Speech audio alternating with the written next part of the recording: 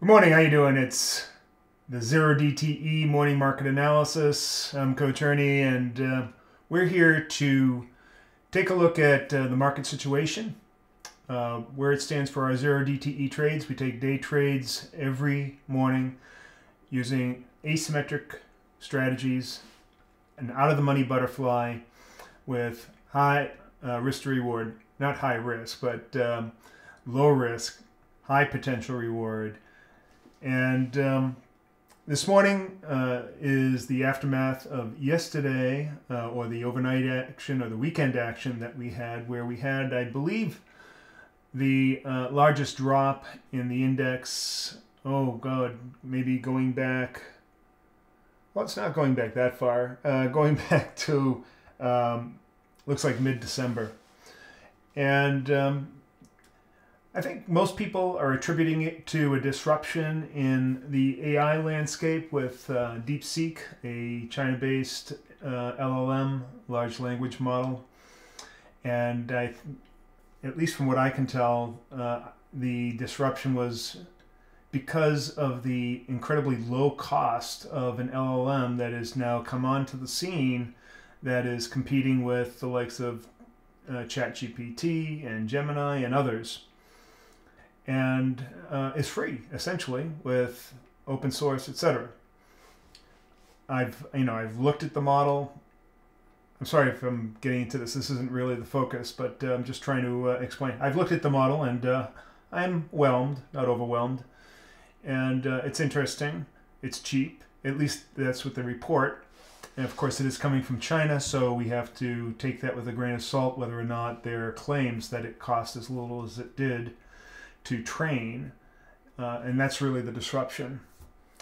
So all that will remain to be seen, but right now it looks like a fairly stable, capable model made by the Chinese. So let's go on. Today's focus is going to be on volume profile, but before we do that, we'll get directly into the market analysis. Well, actually, what we're going to do is we're going to start with the market analysis, and because I wiped the slate clean with the volume profile so that we could do this focus, we'll then stop right on the profile, which is essentially what gives us our entry setups. All right, so what we do is we take a look at the level of volatility that determines our exposure to the risk that's out there, profit-making potential, etc., and that determines how wide we're going to go. And then we look at direction. Although yesterday the direction was kind of up in the air, a lot of our members just took a coin flip, or what we more accurately or technically say, use the stochastic strategy selector. Well, that's true actually. And it was a kind of a light day for me. I had two trades, profitable trades, but they were small. Mostly because I'm pretty distracted in this service, helping people out, coaching, that sort of thing. But it was still a profitable day, and some of our members had some of their biggest days yesterday, even though the market didn't really move all that much. They benefited mostly from our prior disposition or edge case strategy that we had from the previous weeks because of the low volatility, what we call time warp, or it's a multi-day DTE. So they may have put on a trade that was entered on Friday and then put, pretty far out of the market and cashed in. All right. So let's start by going to, just going to click on the right button here. And that's not it. There we go. All right, so this is the VIX, and then drawn all over the VIX is our schedule for what trades to take, and I break up the VIX into regime, Zombieland, Goldilocks, Chaos. We are currently in Goldilocks, and we were deep into it with yesterday's move, but the strong retracement that we had yesterday and this morning kind of has almost negated that move. And so now the VIX is near the bottom of the Goldilocks zone. But it is still in there, 1785. And that's indicating a 25 to 35 wide fly. Now we need to know, well, what end or what part of that range should we be on? And for that, we look at the big ass fly, which is kind of an expected move indicator. It's very simple. I have tons of empirical evidence that it is quite accurate. It's easier to use than expected move, plus it can double as a trade. So anyways, we're looking at a 50 wide at the money E-mini S&P futures fly before market reports come out. And so why don't we take a look at that? That's what we showed first off, by the way. All right, so we're showing a price of around $21. And so that will bring us in the mid-range, by the way. Any price under $25, and we consider taking this as a trade in the morning. And what we're looking for is that volatility crush event that you typically get after market reports are released, which will be in about half an hour. We'll have to see. I don't believe that there's a huge... I mean, there are some very significant reports that are coming out earlier in the trading session. There may be one at 8:30, but we'll take a look at that. But anyways, the big ass fly will... it's really a volatility sweeper. In other words, it's looking for volatility to drop in two different areas. One in the early morning and then the other in the early afternoon, if you're in the trade that long. And it can produce significant profits very quickly. So you can trade either the ES or the SPX. It doesn't matter. Most people don't have a platform that will trade the SPX in the morning, so that's why we look at the ES. All right, so it's right around 21. Let's go back to the VIX, and we can see that that will bring us right squarely in the middle. So we're looking at about a 30 wide fly today. Look at that. I think most people did 30 wide flies yesterday as well. All right, so we're 30 wide, and next thing to look at is the market direction. I would say today, although yesterday it was kind of up in the air because we were sitting right on the moving average, I would say today we are above the moving average, so our directional bias is bullish. So that means we're going to be taking call flies, expecting the market to move up. So now we know how wide we're going to go, what direction we're going to go. The only thing that's left is to know, well, where and when do we take a trade? And we determine that by looking at the volume profile and looking for a structural level and an interaction with that structural level in the morning.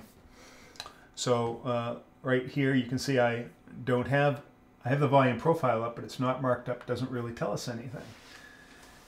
And I did that on purpose because I felt it was time to re-annotate the profile or mark it up or reveal where the structure is. Structure is where you're going to find significant inflections in the market. Support, resistance, areas of liquidity or illiquidity, and the transition between those. And you can see all of that with volume profile. Now, the most significant areas, contrary to the way most people look at the volume profile, some people look at the POC as being the primary area of support and resistance, and that's not true. It's much more nuanced than that, and quite frankly, the POC has not shown me empirically through literally 2 decades of studying the profile and market profile, does not provide any significant support or resistance. All the support and resistance are coming at, excuse me, at the edges of the nodes and at the very deep crevices of what I call the volume wells. So in the normal parlance, they call the big nodes that stick out LVLs, or large volume nodes, or HVLs, I'm sorry, high volume nodes, and the antinodes, or the deep crevices, they'll call those LVLs, or low volume nodes. It doesn't make sense to call them volume nodes because they're not really nodes. I call them volume wells, and I call the very deep parts crevices. That just seems to make more sense. But anyways, the edges where volume goes from very high to very low very quickly, and that would be these edges of these nodes, that is exactly where you're going to see in real time support and resistance action. And so the other place you're going to see it is in these deep, deep crevices where the market universally has decided not to go. And so what we do is we mark up all of these. Now, I mark them up in the big picture. I look at as much of the historical volume as I possibly can because all of it is significant. All of it. And once I've marked it up, then I can zoom in, and I no longer need the profile then because it's going to get redrawn. I have left over the markup, and from the markup I can tell where those levels are. And you see me draw them every morning. Well, here we go. So right now I'm only interested in this area, and we're interacting with this node. Actually, yesterday we interacted with 3 nodes. This one at the top, and then we gapped down to this smaller node, and then we moved all the way down to this very large node, bounced off the bottom. Actually, we bounced off right here, off of this little feature here, that little crevice. That's an intranode crevice. and then came all the way back, retraced about 50% of that move. And I don't know, where are we going next? Are we going to keep on going up? And was that just a market blip because the Chinese pushed out a product that shocked everybody? I guess so. Wow, it's amazing that they have that kind of power it tells you what the state of AI is right now. Everyone's really on the edge of their seat waiting to see the next thing that's going to happen. And I think that this year is going to show monumental changes.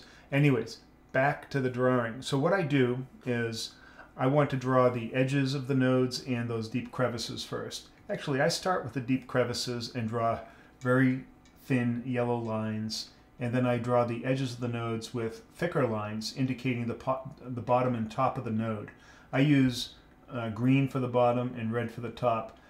In other words, when we're inside of a node and you're going to hit the bottom of a node, it's generally support and will most of the time move you up. So that's why I make it green. It's really just a visual cue that I have so that when I'm zoomed in and I can't see the big picture, it allows me to see where everything is. So let's start by just drawing these lines. And so what I'm going to do is go to these deep crevices first, like one right here, which is very near price. And like I said, I make these yellow. And we'll put one right here. I'm going to put a few right around that area that we're sitting, where we currently are. And one more right about here. There are a couple of other features here that are significant in this big volume well. And so we want to make sure that we capture those as well. So I'm going to say right there. And you'll see when we zoom in how this is significant. And right there. And I would say right there as well.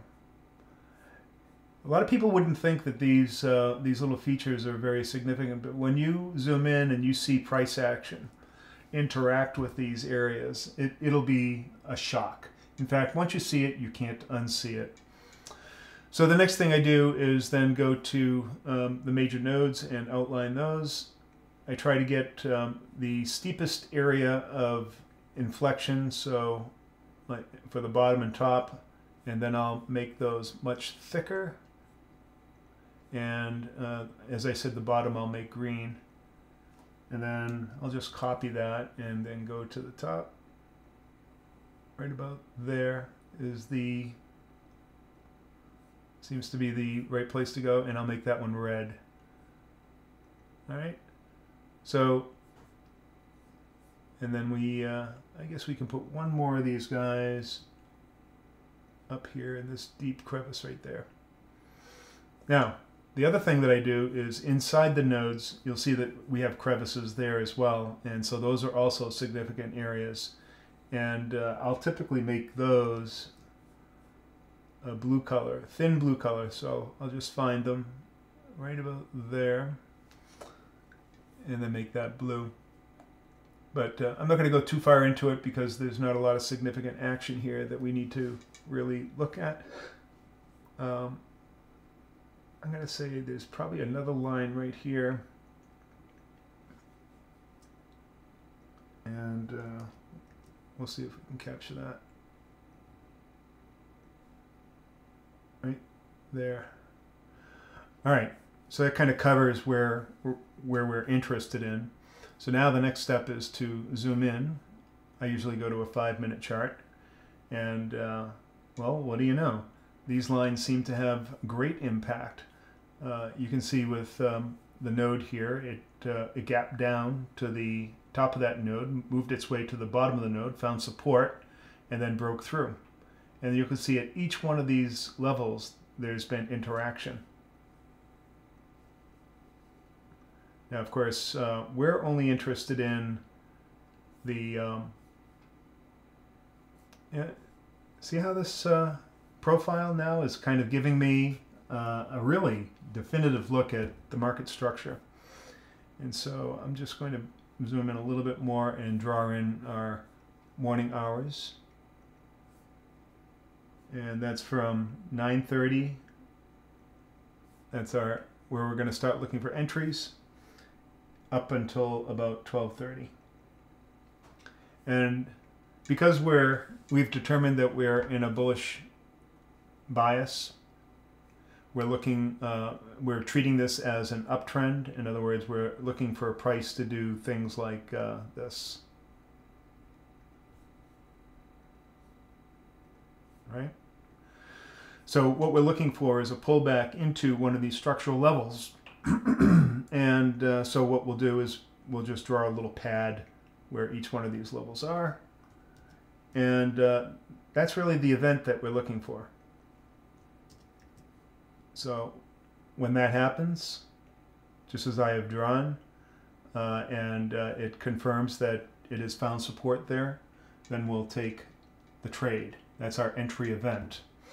And because we're doing a long call fly, that means that we'll be putting a fly like up here when that event happens.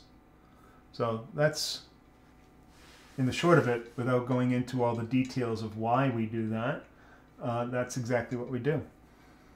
And so we'll be patient, waiting for one of these events, and then we'll be taking a call fly.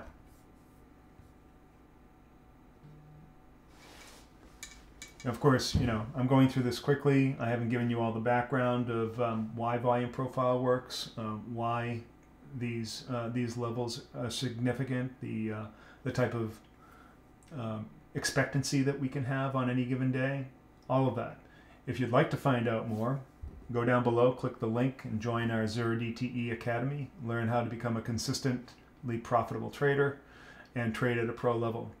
We talk about more than just the strategy and the process and the methods, but we talk about mental toughness and everything else it takes to be a profitable trader. And it's coming from somebody that has actually been a professional trader as an institutional trader and fund manager and a coach to many people. I've also have a steep background in fintech and technology. So I've been in this as a chief architect of a Fortune 50 company. So you'll be in good hands. All your questions will be answered. Go down below. It's, in my view, the best resource that you'll ever find if you want to become a profitable trader. I could be biased. Anyways, I want to thank you all very much for joining me this morning. Happy trading. You have your work cut out for you, your orders, your criteria. Ernie, Coach Ernie, out.